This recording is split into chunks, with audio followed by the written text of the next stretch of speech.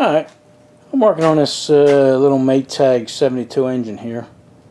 And where we left you guys off, I had a little dirt bike weld this shaft on for me, and then after he left I ground down the weld, and when I was running the die over it, I snapped it off. But he welded it back on for me, and I just ground it down enough. I really don't need the threads back there. So I only grounded down enough so the flywheel will fit. And I was looking at this flywheel, and got a glare here. Here we go. But here's the serial numbers. There you go. Can you see that? 9910023. I looked that up, and this is a 1939 engine, and that's towards the beginning of the run. You know, they made these from 37 to 1952. So this was like the second year in. So it's one of the older ones. That's a pretty good run. Was that 15 years, I think, around 15 years. So that was a pretty good run. Alright. Like I said, he fixed that shaft for me. Yeah, I got a lot of comments on that, man. Take it, make it, braze it. Everybody wanted me to do all kinds of stuff to it. Silver solder it, and drill it out, tap it, and drill it out and put a pin in there and everything like that. You know, everybody's suggesting this stuff, but this is a cast or something, this shaft. You know, it's pretty porous, and you know, it looks big on the camera because you guys are looking up close and personal, but that shaft is a ½ inch. If you look over here, a ½ inch, look at that, is about the size of a Sharpie, you know. So you drill that out and tap it and everything like that, you're just making a weak crank even weaker, you know. These things were notorious for snapping the ends off. You know, over the years, I've seen dozens of these, you know, snapped off, and that just happens, you know. I think it's because a lot of guys put them flywheels on with an impact gun and stuff like that, or when they take it off, they hit it with a hammer and it snaps. But you know, it's just a weak spot in the engine, and you know, who knows what kind of metal they use to put these together. But that's where we're at. But it's good enough. You know, for what it is, it's gonna work perfect. You know. Let me put this. Okay, you can still see the weld, but I was out in the shed and I just happened to have a pulley, you know, a Maytag pulley, and like I say, it went on that D. There's your D shape there. So let's see, put that on. Then you put a washer on, and then a lock washer, and you can't see the weld. So then you put a nut on, left-handed here, there we go, and there we go. You got less than a ½ inch sticking out, so that's looking good, you know, and that's all it has to be. I just happen to have a wrench here.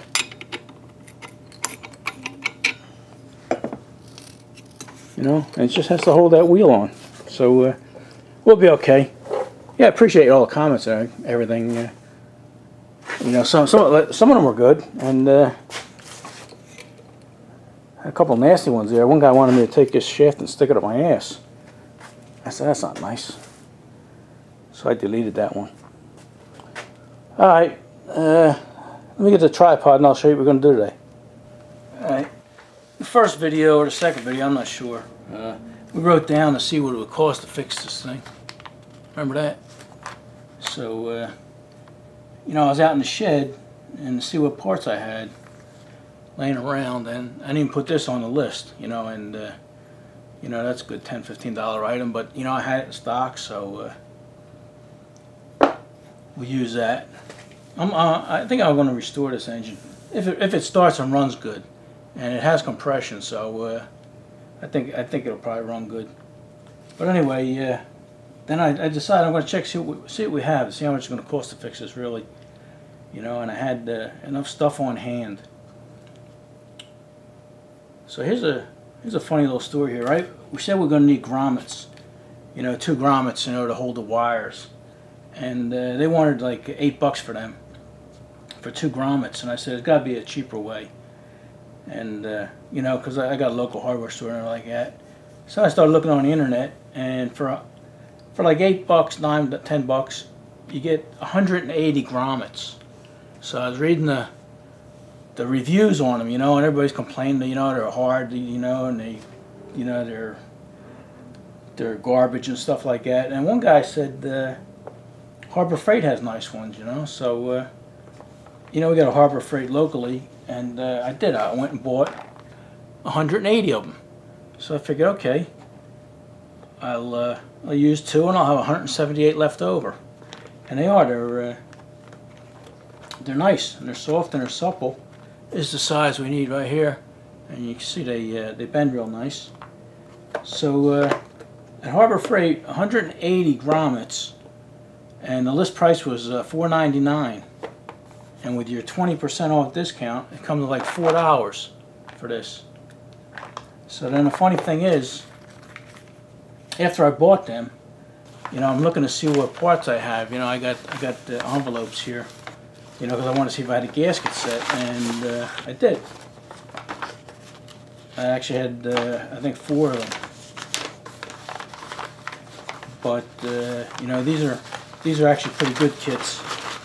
You know, they're made out of good material and stuff like that.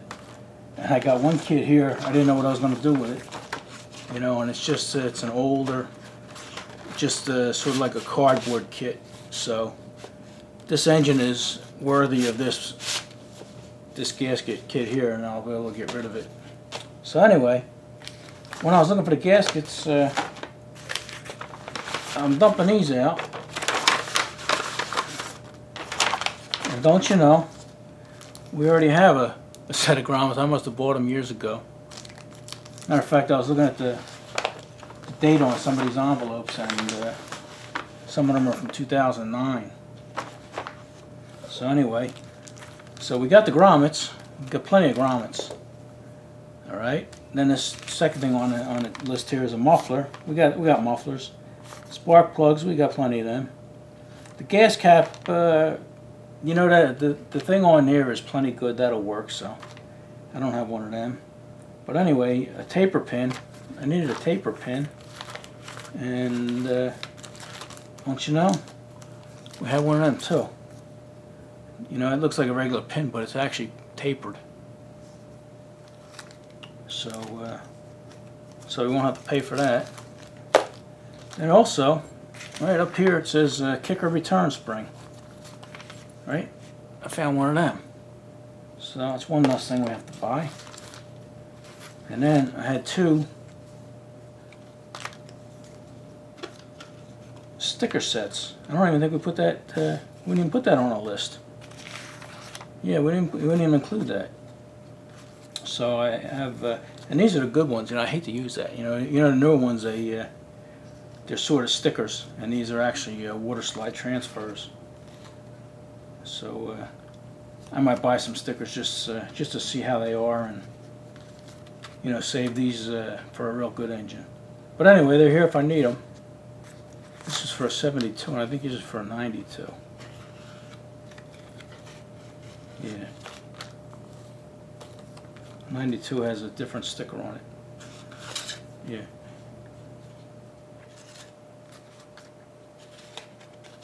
And the 72 has like a round sticker. So we got decals, and I got the wire kit, right? Yeah. I got the wire. So far, all I have into this is $10, you know, for the wires. And while I was out there in the shed,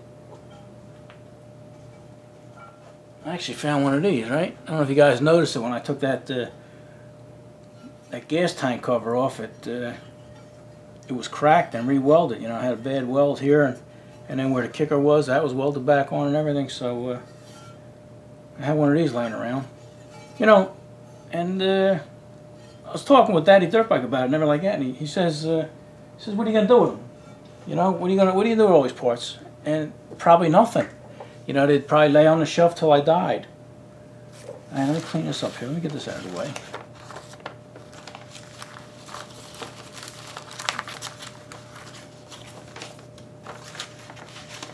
So we got pretty much everything we need.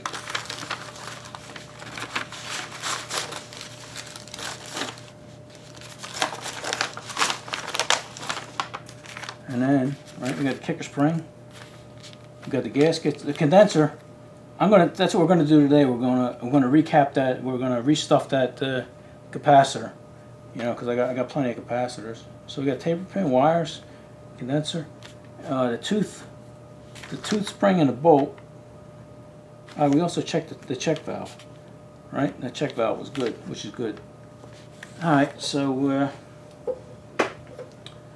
another thing was this this special bolt right here. And you can buy them. You can get two of them for, I think, 12 bucks, 15 bucks or something. You know, it's just crazy, but it is a special bolt. But it's something that I can actually make on a lathe. You know, it's got a shoulder on it and a small flat head and just a 1/4-20. I don't think you're supposed to have that. Put a lock washer on there. I don't think you're supposed to have that. And here's the other one I had on there.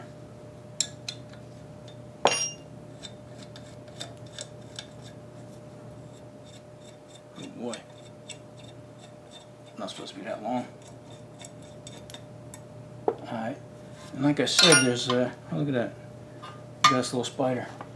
There we go. Got a little spider nest in here or something. Alright.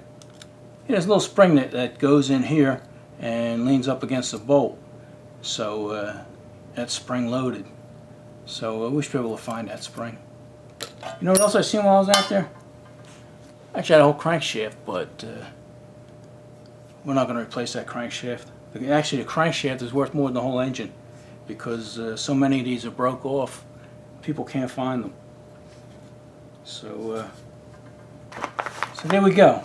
We should be able to put this together with without anything out of pocket, and even paint. I probably have a can of green paint laying around, but all right. Let me clear the table off here. And you know, somebody asked me when I said I was going to restuff the cap. They wanted to know what does that mean. So I'll actually show you, and we'll do it. All right, don't go away. All right. Let me sit down here. Here's a capacitor condenser that came out of there, and we checked it. Everybody asked me about this little meters, capacitor meters. They're cheap, you know, they're like $13, $15, and they're good. I use this one all the time. I'll leave a link in the description because everybody's always asking me where you get it, where do you get it. So anyway, let's check this out here. I forgot what it was, but I know it was bad. And we ground it out there, and then touch the tip here and .38. All right, these are supposed to be .22. So this is actually this looks like an original one. I don't know if you can see that, but it actually says Eisman on there, and that's the company that makes all the electronics for these Maytags. But anyway, I know it was .38, 39. I don't know what it was, but what it should be is .22.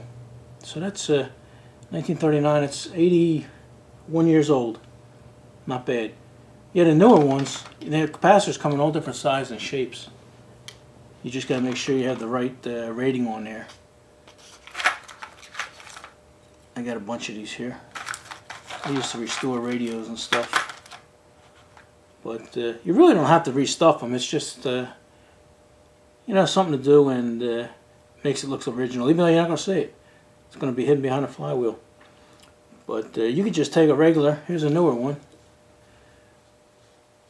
and just put your bolt there where this one was held on by 2 nuts, which you really don't need 2 bolts.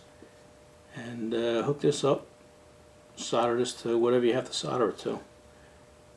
They almost look the same, but any one will work. Here's a smaller one. Any modern one will work. But what I do is I find a capacitor will fit in there. It's a shame. It's a shame this one won't fit in here because I got about 200 or 300 of these, and it's just a tad too long. We'll see if I can. I might be able to file some of that down on the back, because what these are encased in epoxy. These where'd it go? Who stole it? Somebody stole my. Oh, here it is. This one here, this is just sealed and everything. It's probably in some kind of tar or paper or something, but this one here lasted 81 years and it's still good. I've seen them when they're over 100 years old, still good. So these here, encased in epoxy, they'll definitely last over 100 years. But anyway, this one here ain't gonna fit. They call that a gumdrop. And then I hate to use this one because these are more expensive ones here. But when I say expensive, this may be about $1. And these here you get for a nickel a piece or something. But anyway, this one will fit nicely in there. So what we got to do is, the easiest way to do this is just round it over here. You could try and bend that over, but then it'll look like heck. You'll bend everything else out. So what I'm going to do is just going to grind this lip off up here. And if I grind that off, I should be able to pull the guts out of that. So I know I've done these before, but it's been such a long time I don't remember. So anyway, let's cut that off and pull that out and see what's inside there.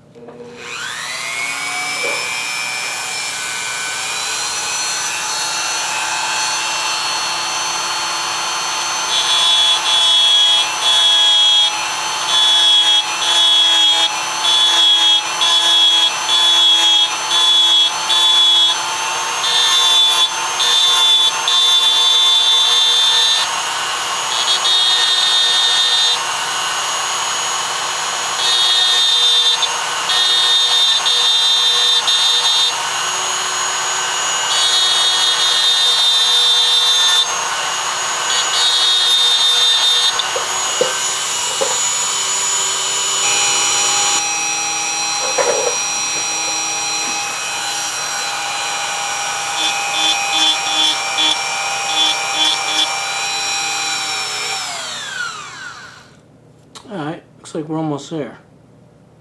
Matter of fact, I think we are there. Let's, I gotta remember to keep you guys in view here. Let's see if we can pull something out here.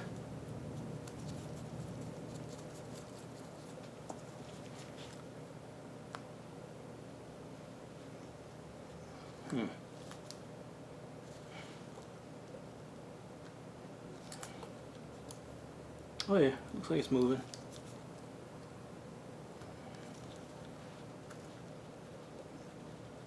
Oh, there we go. Okay. Alright. This is the piece we want. This is where it was soldered right here. So we might just leave this part here. But we gotta dig all that crap out of there. That's all your toxic stuff. I forgot how I took it out. Maybe I just drilled that. Looks like this case might be brass with a zinc coating on it or something. Because all these metal shavings and filings I have here are all yellowish. Alright, let me get something. What is that? What is that there? Oh, that's where the connection was. You see this little wax in here. Alright, let me see what we can dig that out with. Alright, what I got was a big sheet metal screw. Can you see that? And I was screwing it in here. And as I was screwing it in, it started turning in there. So I don't know if you see that, but all them guts come out nice and clean.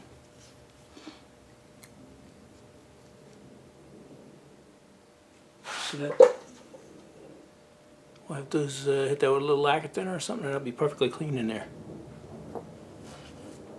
Then what we're going to do is I'm going to drill a tiny little hole on the bottom here on the side so you can't see it.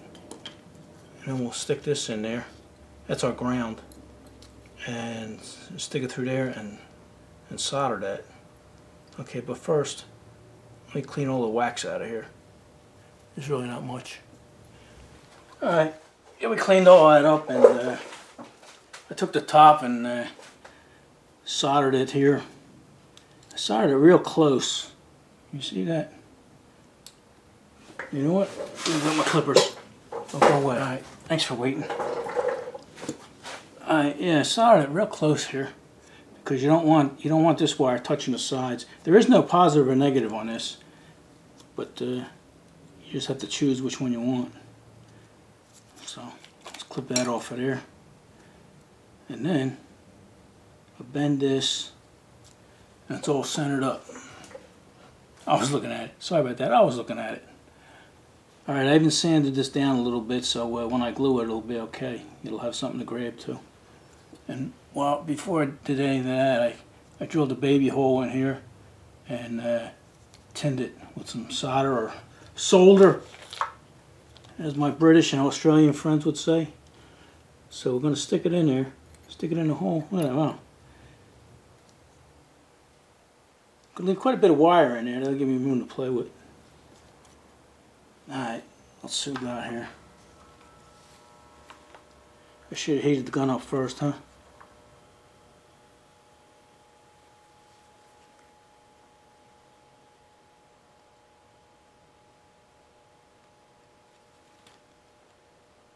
There we go.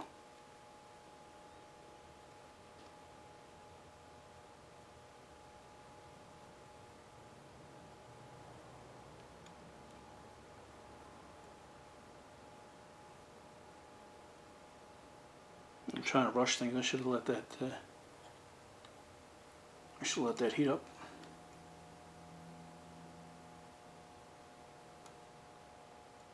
All right.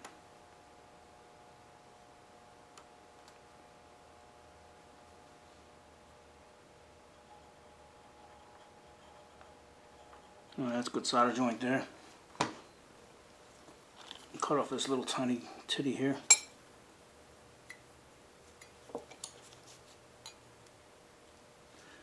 Oh, I must say, this is hot. Alright, let that cool down, and then we'll turn these back on. We'll continue on.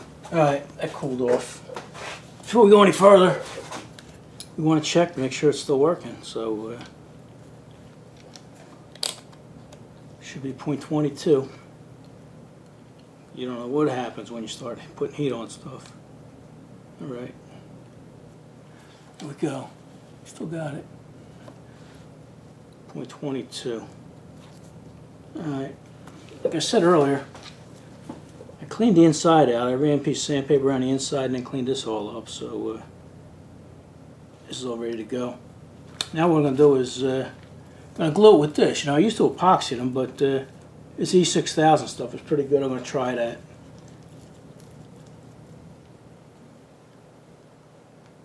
We'll leave you a link for this stuff. It's good stuff.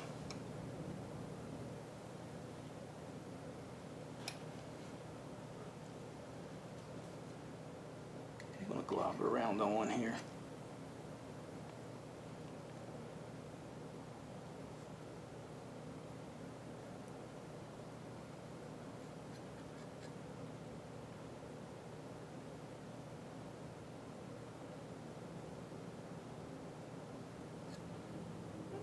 Put some on here.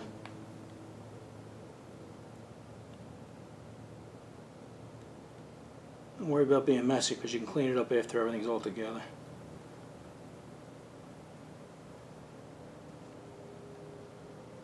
Alright, put the lid on that.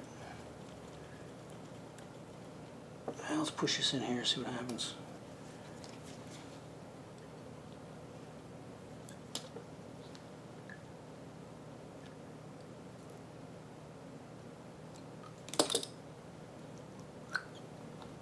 Okay,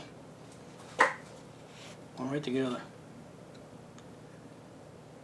Like I said, we can clean this up later on.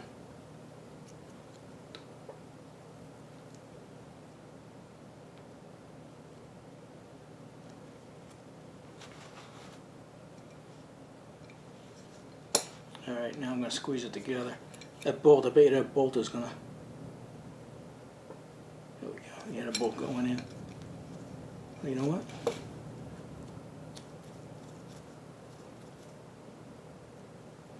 Let me get a wrench and tighten that down so that way it don't go in. Alright. Yeah, put a nut on there and a little... Tighten that down. That way. That won't push in. Now we'll put this on top. Probably don't have to do this, but why not, right?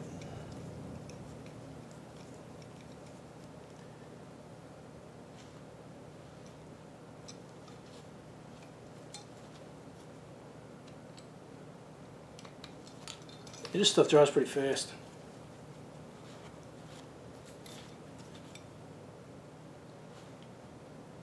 I don't need this, but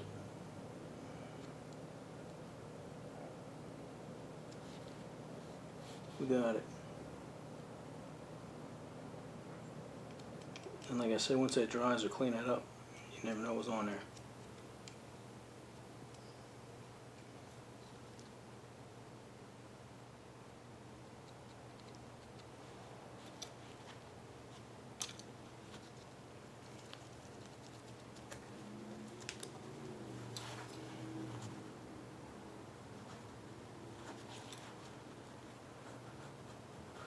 Just wipe the edges off here for the camera. I think I might have went out of frame there. Sorry about that. Alright, yeah, so once that dries, you have a rebuilt capacitor there. Alright, like I say, I'll put the links in the description for this E6000 and capacitor meter, and you know what? Even these, people ask me all the time, where do you get these? And they're pretty cheap. This says 20 bucks. I got these at a show, but I think on Amazon and stuff, they're like 18 bucks or something. Alright, I don't know how long this is, but if it's long enough, we'll just say enough of this. And if not, then we'll come back and we'll do something else. Alright, see you guys later.